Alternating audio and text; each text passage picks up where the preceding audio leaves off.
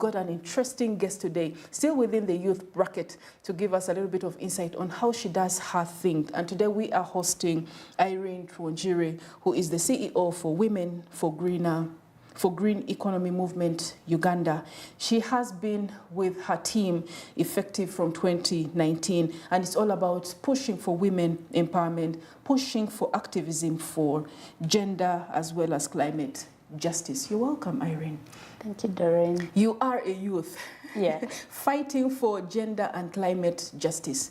You were also very instrumental during that time, raising your voice, not only in regards to the exclusion of women when it came to the oil pipeline here in Uganda. How did it start? How did you start your journey? Because we know for sure that you're pushing for visibility, you're pushing for an increase in the voices of those that are marginalized. How did you start this particular journey? Thank you, Doreen. My name is Tuonjire Irene. I'm a climate and gender activist, and at the same time, I'm the executive director, Women for Green Economy Movement Uganda. I started my journey in 2019. However, my professional, I'm an accountant, but having passion to what you want. After finishing my degree, I discovered myself, this is not my calling. I'm supposed to be in communities, helping marginalized women, helping marginalized girls to raise their voices in climate, taking part in climate and gender decision making, involving themselves in gender policies, you know. So in 2021, it's when we fully registered as a community-based organization, and it's an organization that is helping women to be empowered financially.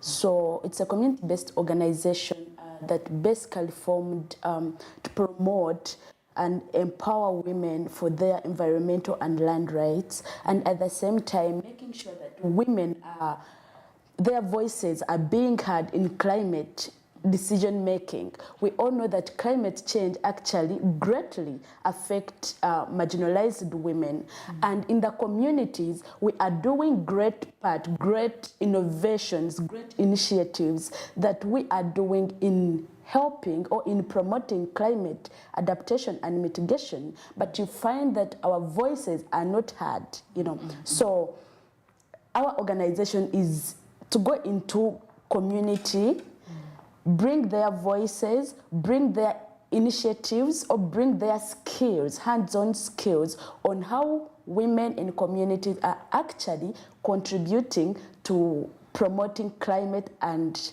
gender justice. Yeah.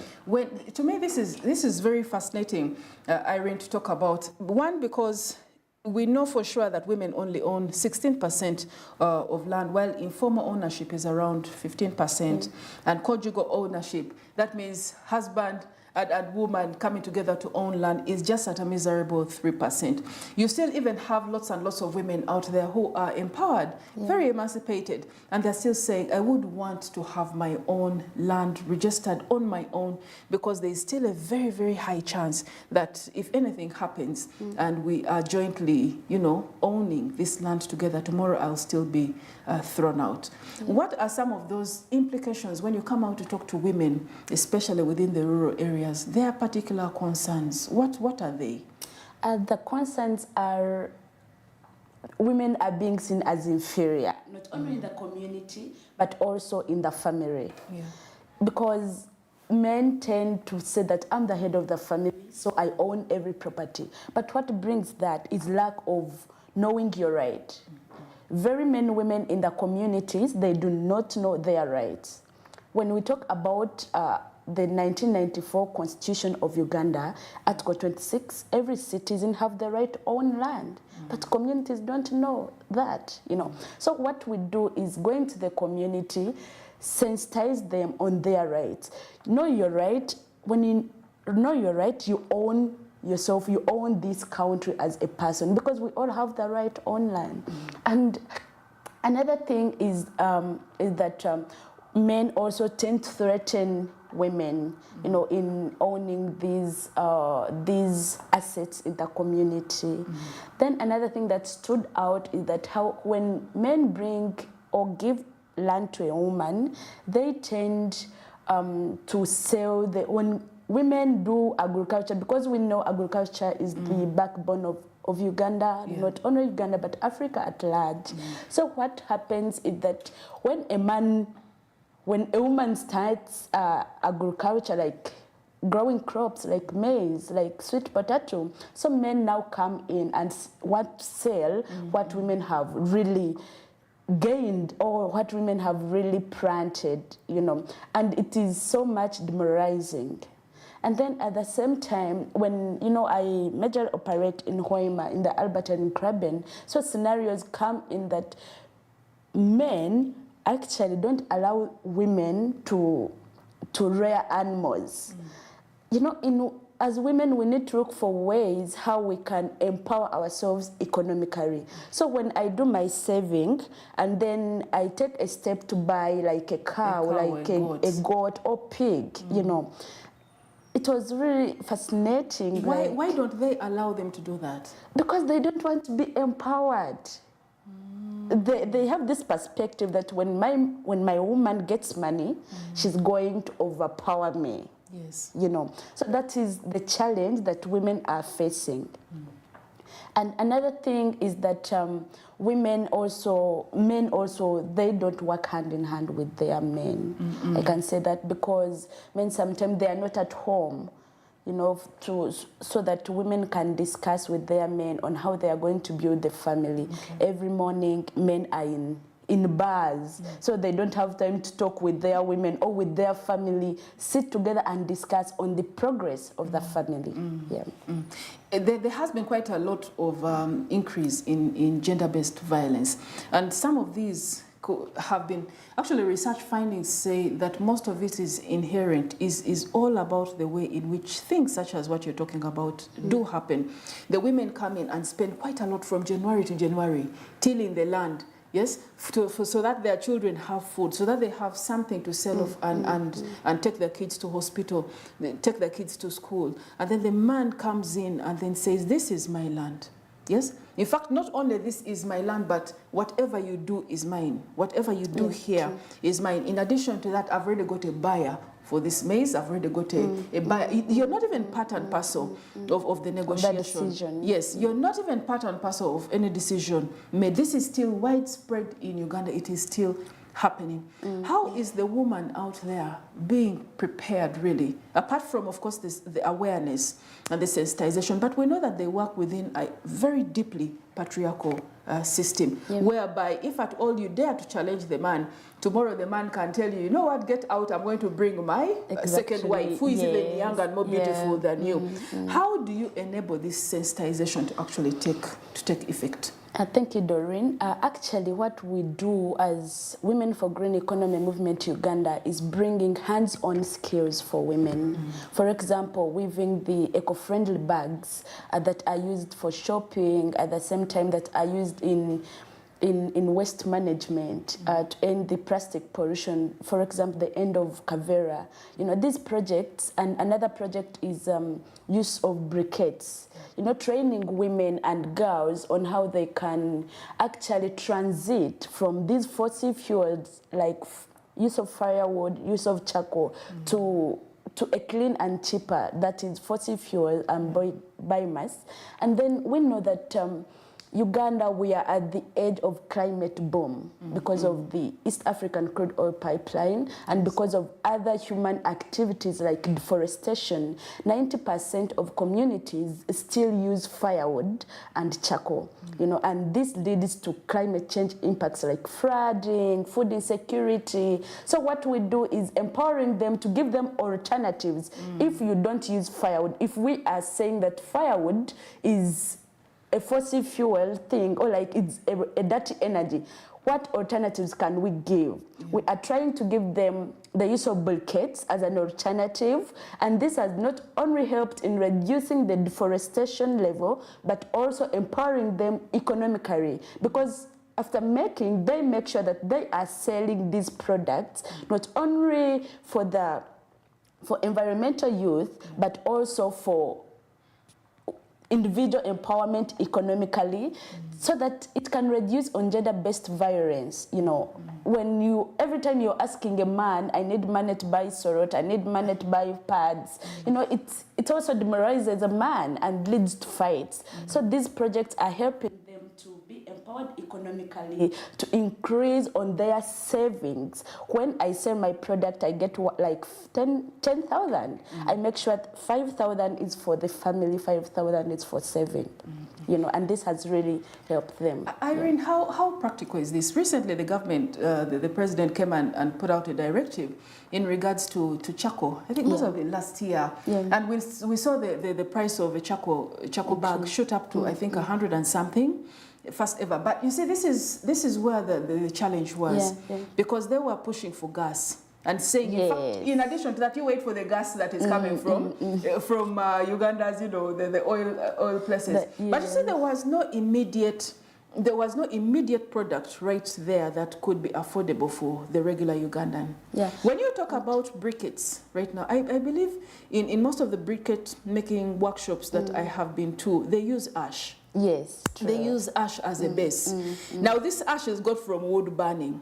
How plausible, how practical are some of these alternatives that you're giving? You know, there are many ways how you can make briquettes, not only from ash but also from organic food. This food waste, it is also part of the system that communities can use. And when you talk about President Directive, you know, he just came and say no, stop. He didn't give alternatives. You see, these initiatives that we are bringing to the communities, we are trying to make sure that communities also are benefiting from the natural resources. You know, Africa is one of the continents that is blessed with these natural resources, the renewable energy, you know, but we don't have the resources to use them or to utilize them. So these alternatives that we are doing, we have to make sure that we do them with or without resources. Other than coming, telling communities, stop deforestation, stop use of firewood. How will this person cook? How will it, especially the women, you know. It is so frustrating that even in the local communities, actually, there are some people that are still using these traditional lights.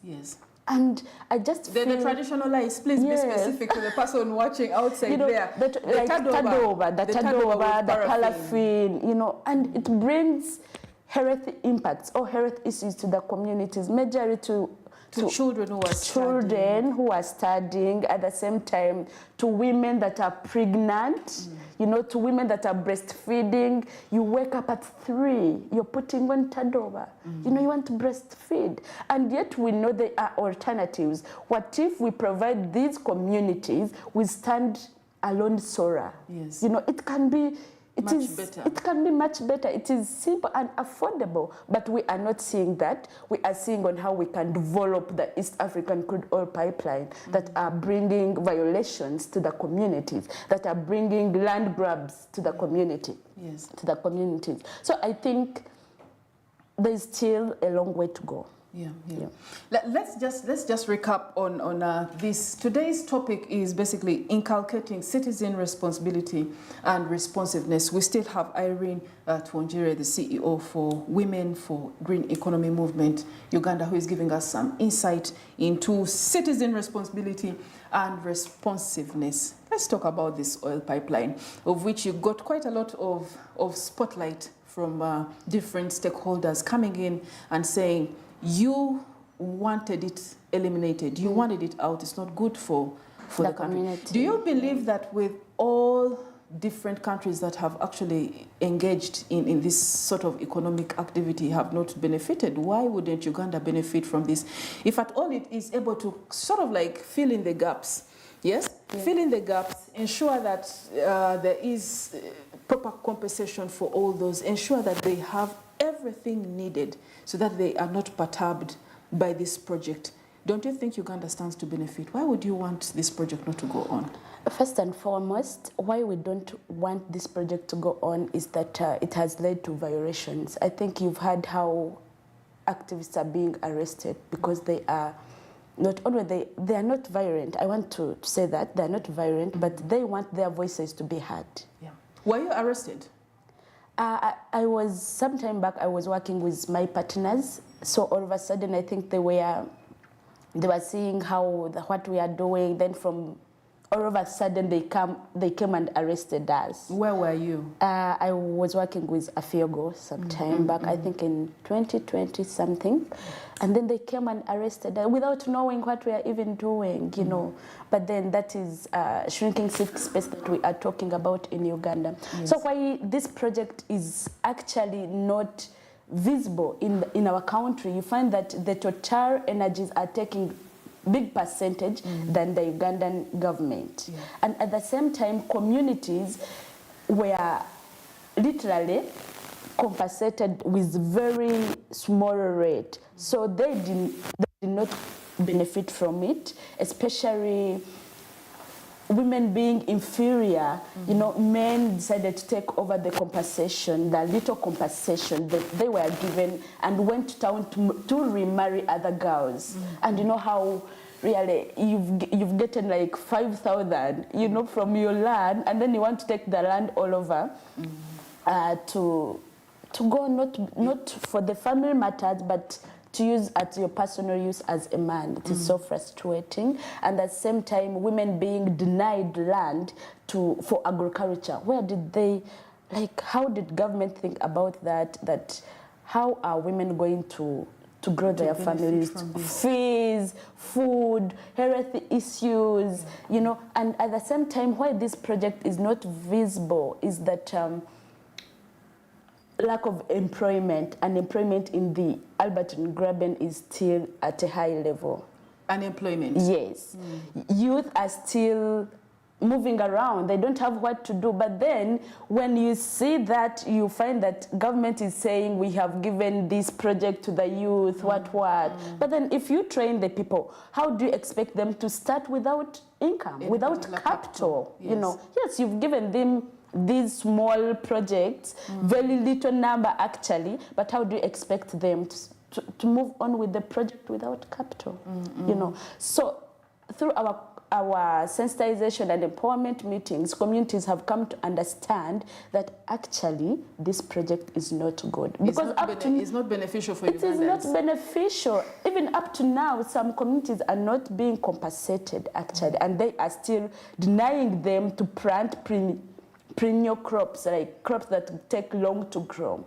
So while I was coming, I was listening to the radio, and they were saying government of Uganda and the World Bank through the Ministry of Lands, they are trying to provide land titles to the Chikube district, Chizarafumbi village, okay, those villages there. But then they say they have to pay some amount, 85,000. That is for what? For land titles. Remember, the project is being funded by the World Bank. And then you're telling the community, you're telling that vulnerable women who even don't have any single income at the hand to pay 85,000 for the land. That means the rich people that are being affected by the same pipeline and the ones going to get the land title, and the marginalized are not going to benefit because they don't have the 85,000 to pay to the government to get the land title. And those are the things that we are actually talking about. Women voices, marginalized women voices must come up and stand out. Yes, and stand out. And government should actually recognize them. Yes. I read for most of the activists, especially in regards to the oil, you know, any oil right now happening in Uganda, the very first thing that most of the other key players think is that you're getting funding from suspicious sources. Is that correct? To push this agenda, that's the very first thing, and this is why there was a crackdown on some of the NGOs, especially in regards to human rights and all that, because of the purported sources of funding. What is it in regards to your particular organization? At my particular organization, I may say maybe it is or maybe it is not, because I personally, being a community-based organization, you know how hard it is to get the funds that they are talking about. What we do is to make sure that we use membership membership fee that we get from communities. Of course, communities are suffering and they are looking for who can help us, yes, who can represent us. We use our own resources to raise the voice of the marginalized woman in the community through membership fee, through income, personal income. Who pays the membership fee? The communities, of course, when we say that every month when we sit, bring 1,000, bring 5,000 as a community. Those who can and those who cannot really, we are there to help them because we all can't be the same. So this is how it works out, because how big is your team when you get outside there? Clearly, that team is not able to have all its particular operations financed by the 5,000 and 1,000 that sporadically comes in from these rural communities. How else is this funding coming in? There's been quite a lot of fixation, especially of the government, and using this particular platform, government officials to say that, no, this money is illegal, it's coming in from foreign countries. From not even just foreign partners, but these partners have their own individual interests, and these particular interests are embedded within the programs that Ugandan organizations tend to run.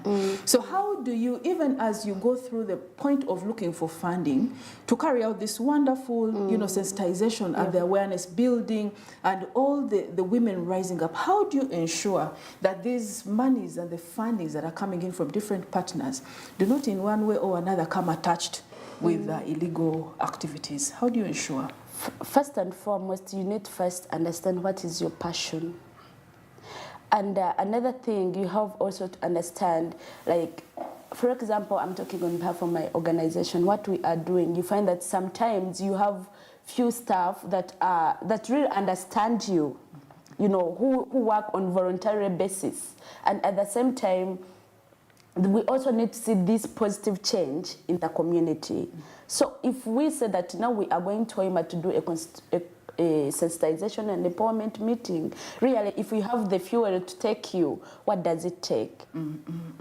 What does it take? And at the same time, you are giving knowledge to the communities to open their mind and their eyes to know that, oh yes, this is the country we are living in. And when I sit back like this and see things moving, I'm doomed.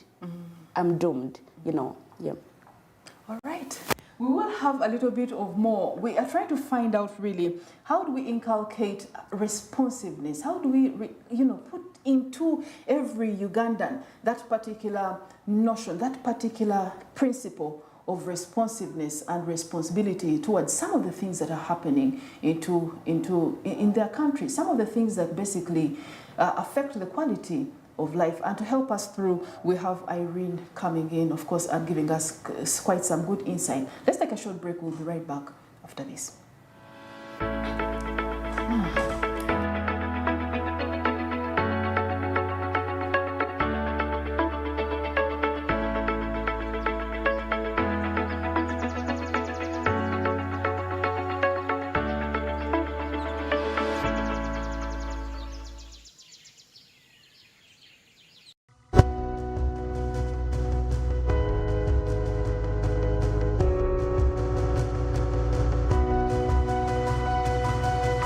Smart 24, driving business.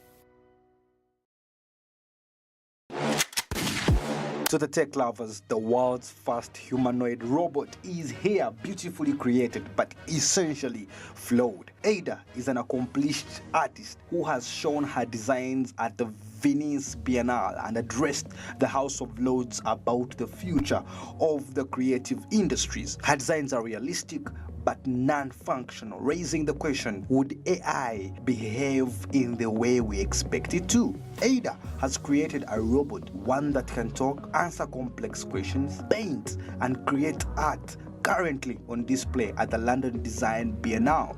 Ada's robot is beautiful but flawed. Spoons have holes in them and cups are missing sides, making them completely non-functional. And that's the conversation Ada's creators wanted to start. With the staggering pace of AI development, can we really trust the technology to behave in the way we expect it to? The biggest thing is we just do not know where AI is going to land. We can see the short-term gains, but actually that's not going to be where it stays. AI is more moving so quickly. And the fact that we are just going in there so confidently without actually doing tests, without doing trials, before releasing it to the public ethically is the biggest problem. Aiden Miller confirms.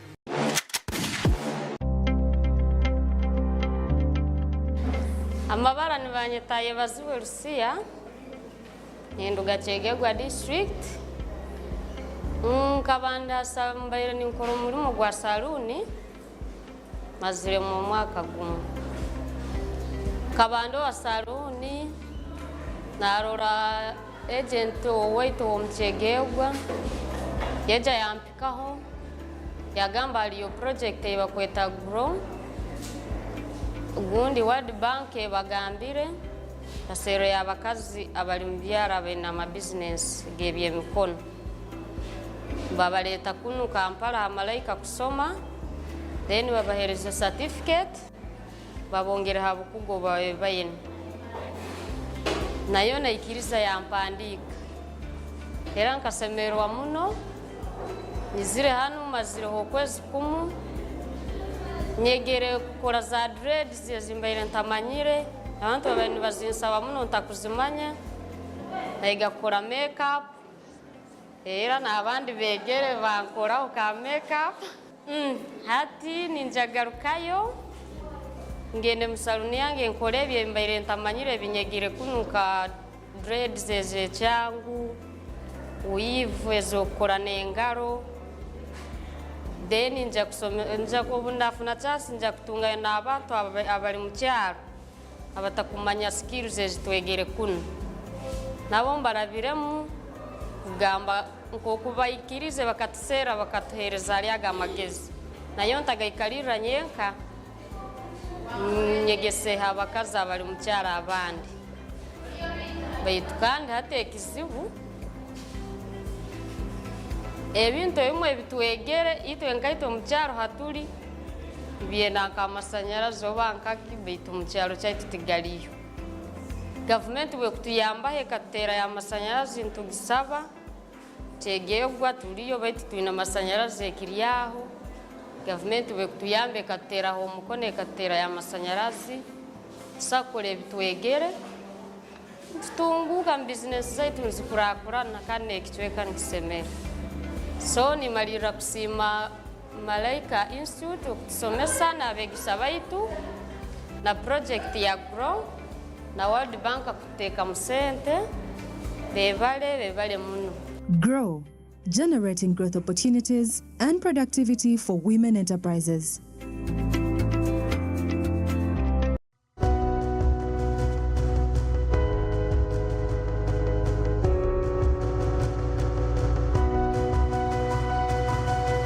Smart 24, driving business.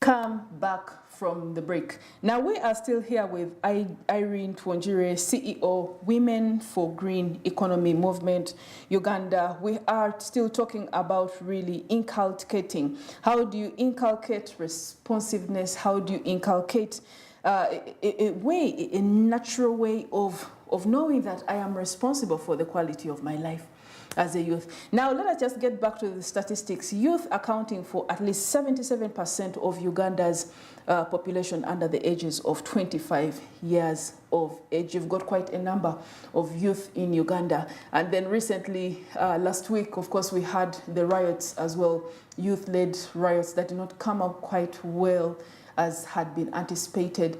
We have Irene here, who has been very vocal about a couple of things, especially in regards to the effects of projects, huge funded projects, such as what is happening with the oil pipeline in Uganda.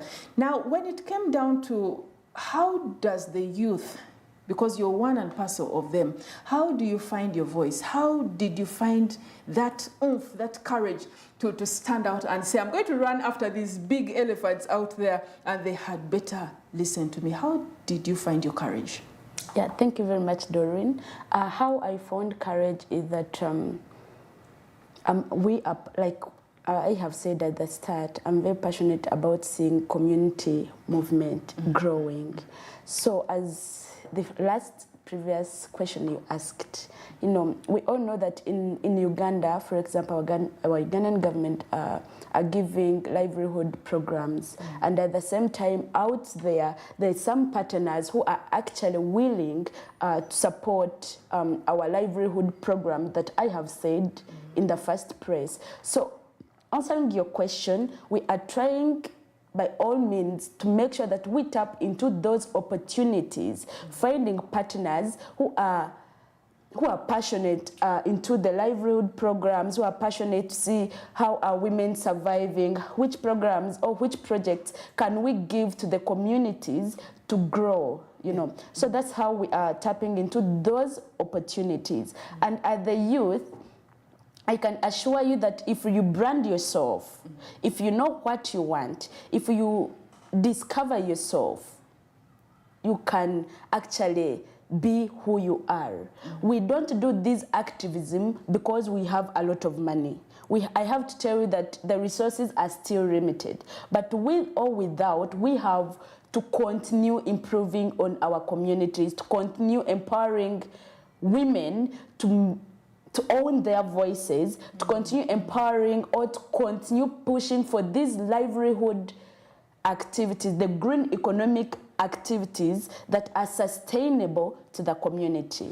You see, Irene, what stands out for me is the fact that you are increasing visibility and raising the voice of two particular marginalized groups. Those are the youth, of which you are part and parcel. You are part of the youth of Uganda. And then, of course, the women as well, especially those who are impacted by projects such as is happening in the oil pipeline. But I know for sure that when it comes to huge projects, especially those funded by the World Bank, initial impact assessments are done. And these impact assessments really cover all these issues that you're talking about, the topical issues. Why is it that it is not, these women here, these project affected persons are not getting that redress as quickly as we anticipated? Why is the delay there?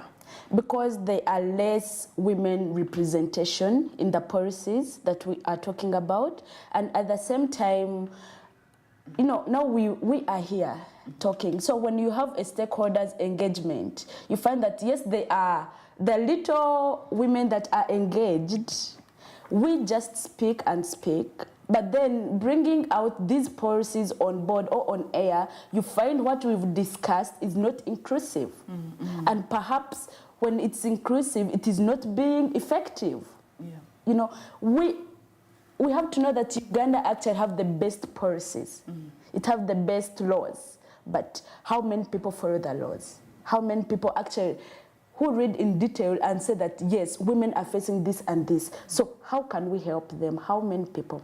Other than we activists who really go to the community and identify the particular problems and find ways, who is this pattern that can actually come and support my project? You know, in the communities where big elephants are fighting for the East African crude oil pipeline, you know, so how can communities also benefit in this line where the project is going on, or how can we improve the livelihoods of these marginalized women, youth? But then I also have to tell you that we cannot, I'm not advocating for only women and youth.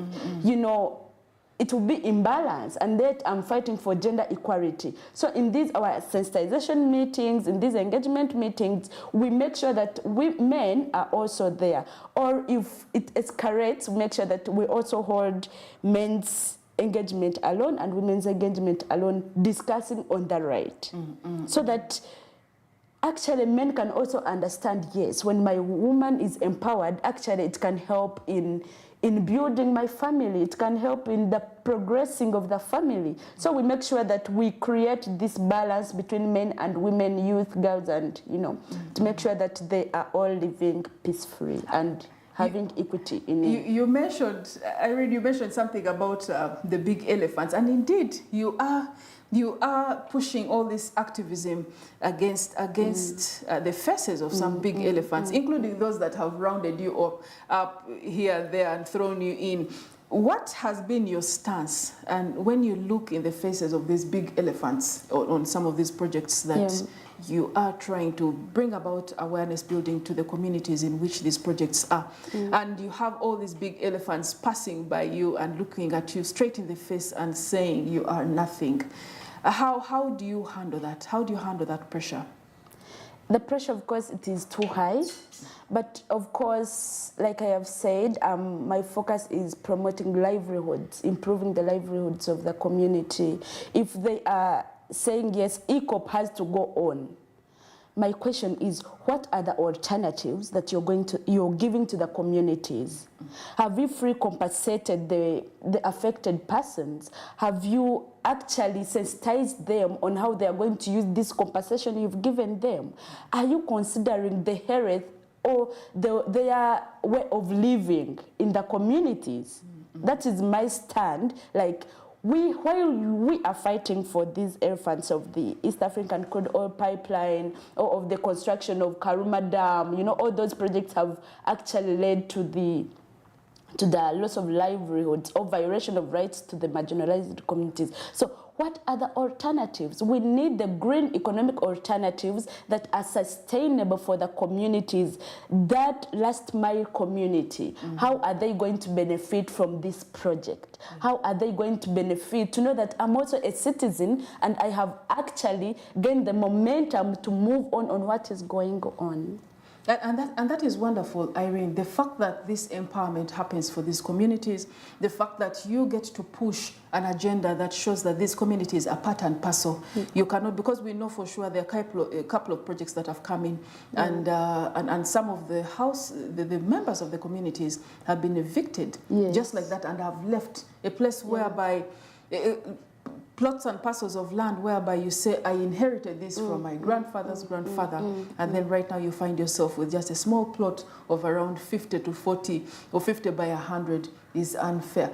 Given the fact that the youth right now are quite a huge part of the population in Uganda, and they have quite a number of concerns over things that affect them, what do you think the youth of Uganda right now can learn from you? Most of your activism is not violent in any way. What do you think the youth out there who is watching can actually learn from you? I think the youth out there should first and foremost make self-realization for themselves. They need first discover who they are. What am I passionate at? Like I gave my background in the first episode. So after discovering who you are, of course, there are waves that are coming. I cannot say that it is on the straight line, like all of a sudden you're going to take it over. No, there are waves that are coming, but you have to pray the role of perseverance. You have to pray the role of consistency, and at the same time, you have to pray. You have to know who you are. You have to make social capital. You have to make that networking to build you, to groom you to who you are. You have to get a role model. You have to get role models. Yes, you have to get role models. When you are stuck somewhere, you can run to someone and say, how can I do this and this? But most of the times, the challenge that we actually have, we are the youth, we sit at our problems. We sit and we start lamenting. You know, and lamenting actually is not going to solve anything. Indeed, you are going to die alone because other people are happy. Other people, you know, they are living in. So perseverance, sharing your story so that people can really identify who you are, and connecting and sharing your problems with others. Not all people, but you have to choose that one person who is your friend, who is your model, and share your story. Did you participate in the youth-led protests recently? No, I did not Why? participate. Why? I was not around. I was up country. Suppose it came up again, would you participate in it? Suppose it comes up again Yes. in the protests.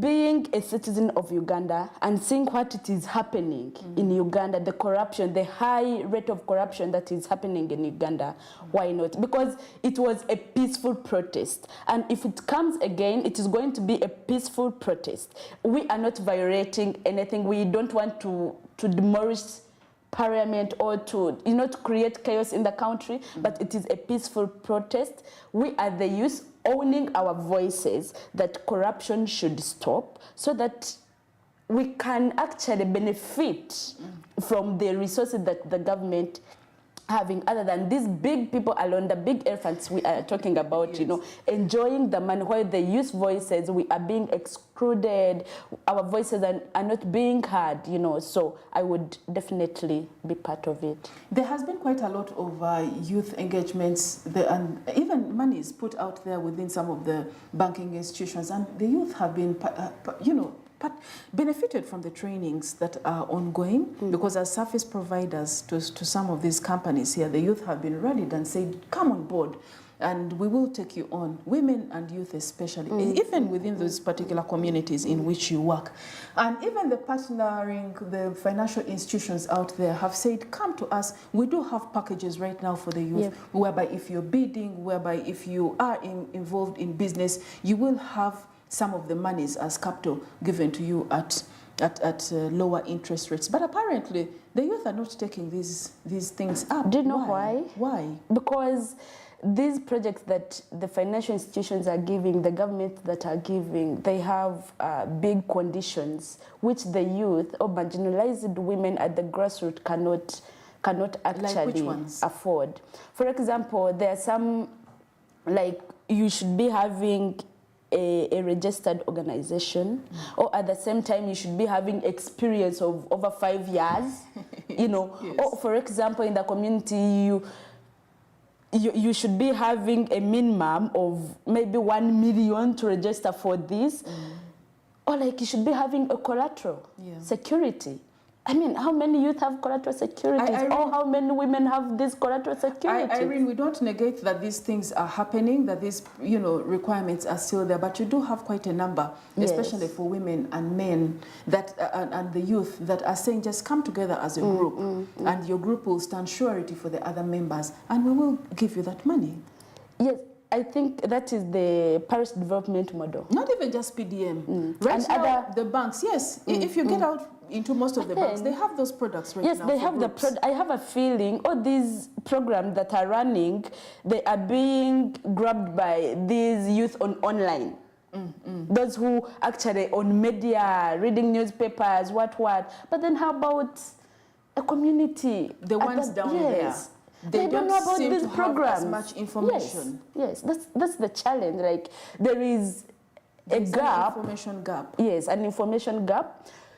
The information that are actually, or projects that are actually beneficial to the community, it has to reach to the last mile person at the grassroots. And the projects are good. Yes, they are there, we hear them, but how can we access the money? How can we get to know this project as a person from the community? How? Yes. There's still quite a lot. There's still quite a lot to be done right now when it comes down to making sure that the last mile person gets this information. Because this information, these resources, this money, this capacity building is actually very, it's easy, it's accessible, it's easy. You can't walk into any of the sub-counties or anywhere within the sub-county reach of whatever village you are in and be able to access some of this information. Now, whereas there are still gaps, we don't actually negate the fact that there are still gaps within there. It is the reality still that you can't be able to access some of this information. Yes, it's a reality. But I don't think some of the community members, especially in the rural areas, know of the right to access this information. And that's where you come in. What is the way forward when it comes to empowering the communities in which some of these projects are working for? Give us a 5-year plan that you're looking at, targets, goals, that within the next 5 years, Irene and my team, I should have reached out, I should have achieved this. What are those targets?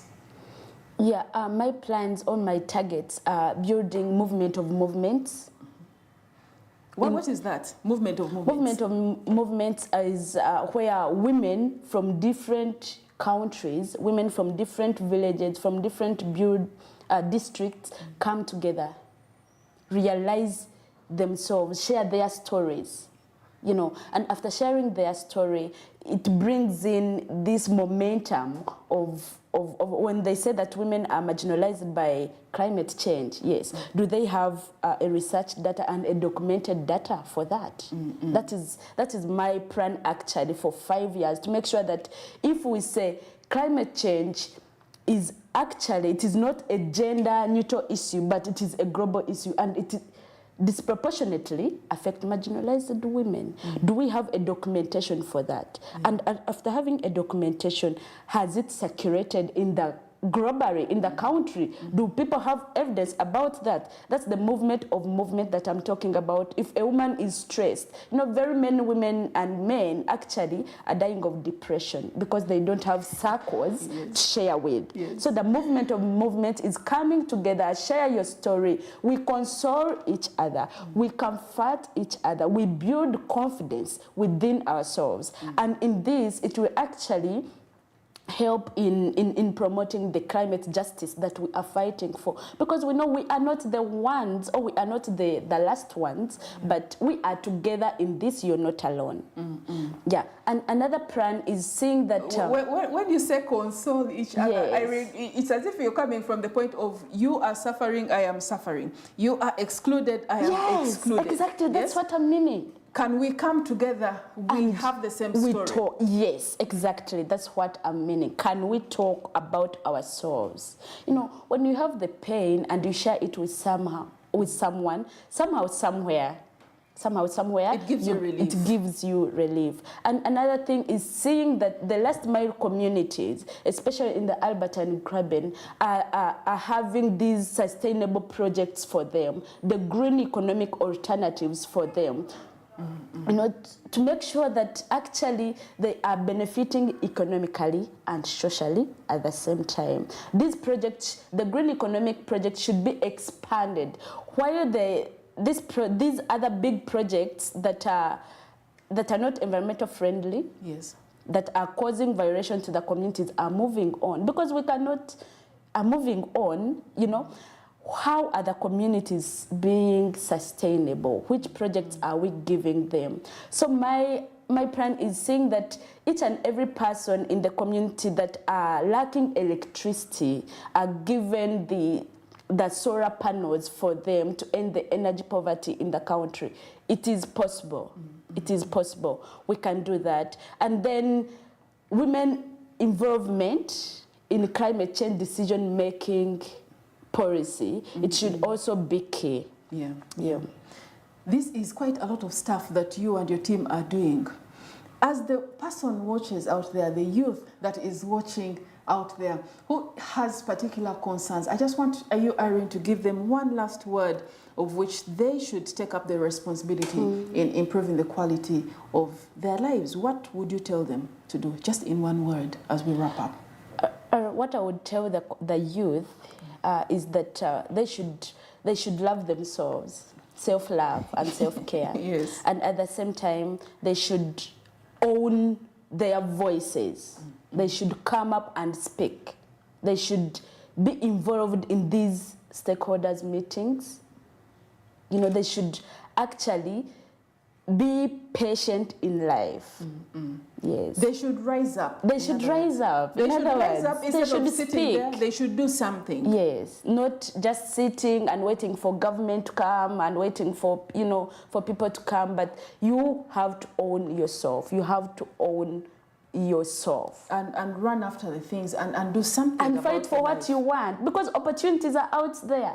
Opportunities are there. Which opportunities are you seeing that maybe the youth out there is not seeing? You were talking about the projects that governments are giving, or partners are giving out to people for these sustainable, you know, sustainable projects or sustainable programs. Those are the opportunities. They are there, and we have to use social media in a proper way. You know, youth have this habit of going on social media, they watch music, TikTok, what, they are not looking for the opportunities, but the opportunities are there. They have to organize themselves, they have to make their mind, and at the same time, they have to make the use of social media as a tool to grab the opportunities, not to enjoy any other scenarios that can be on media. Thank you, Irene. Quite inspiring. Yeah. We wish you all the best with your team, and may you keep going forward. Thank you so much for joining us. We've had Irene Twonjire, who is the CEO for Women for Green Economy Movement in Uganda, and she's also an activist for climate and gender justice, especially working around the Albertine Graben area region within Uganda. Our topic has been inculcating citizen responsibility and responsiveness, looking at Irene's story, how she started and how other youth can pick a leaf from this and how they can better their lives. We wish you well, Irene. Thank you, Doreen. Thank you so much for joining us. Please meet us again tomorrow, same time, 9 to 10, as we talk about, have some insight from another person on pertinent issues that are within Uganda and elsewhere all over the world. Until then, bye-bye.